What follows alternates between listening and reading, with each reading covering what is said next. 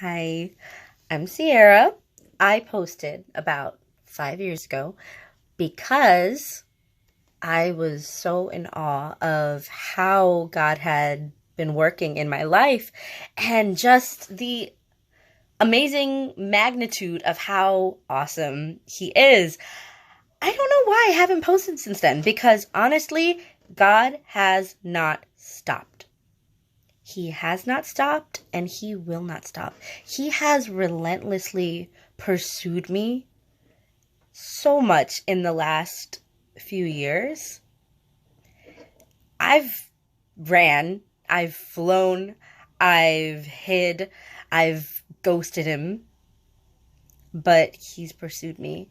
And I know that there are so many of you guys who might need to hear this or are going through that yourself. I've seen so many people actually saying the same thing happened to me. Yes, praise God. The same thing is happening to everybody out there because we serve a good God. Well, going on with what's happened in my life because everything has been a crazy roller coaster. Last you guys saw me, I was in my college town and I was working at the Christian school. I really loved it. I loved the coworkers. I loved the kids. I was doing something I was not ready for, but when you give God the plans, He takes care of the execution for you. He builds those walls. He builds those statues, that kingdom. So it was fantastic. It was so amazing. I was getting so comfortable that I was like, all right, maybe I could stay here and do this forever. This is going to be my life. But that was something I thought I should give to God. Because honestly, with any big decision in our lives, giving a decision to God creates sometimes a result we didn't expect, sometimes a result better than we've expected, sometimes something that honestly, He just wanted to hear you ask. He just wanted to hear you ask. And He makes it so much better.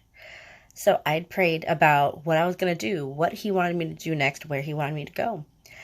And almost immediately, something terrible happened. Well, terrible for me because I was in pain. I hurt my back. I had a cervical sprain, which I got from sleeping wrong. I like sleep. I didn't think it could ever hurt me, but it did.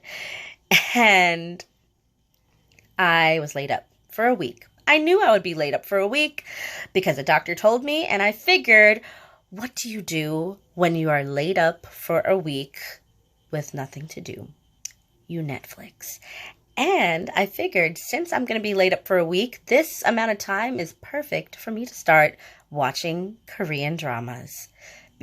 I hadn't really watched Korean dramas before just because they are so amazingly addictive. Like they always end with a cliffhanger, and I'm the type of person who, if you end with a cliffhanger, I need to know what happens now.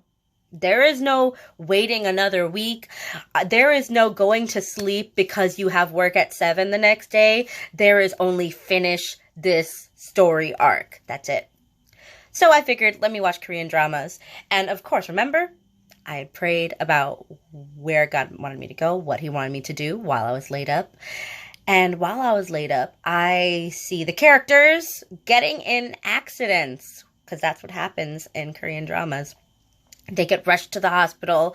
The hero is rushing to the hospital. He runs past the sign of the hospital, and the sign says, Samyuk SDA Hospital. That caught my eye because I am an SDA. I am a Seventh-day Adventist Christian. That's the subsection of Christianity that most closely belies my beliefs, if that makes sense. And at that time, I was actually tutoring Korean students online in the mornings and evenings who were also Adventists. But I never thought about the schools that they went to or the hospitals that they went to. I didn't think about them having an Adventist hospital because I know Adventist hospitals in the area, but I never really thought of one in Korea. So I Google it because that's what everybody does. That's what everybody does.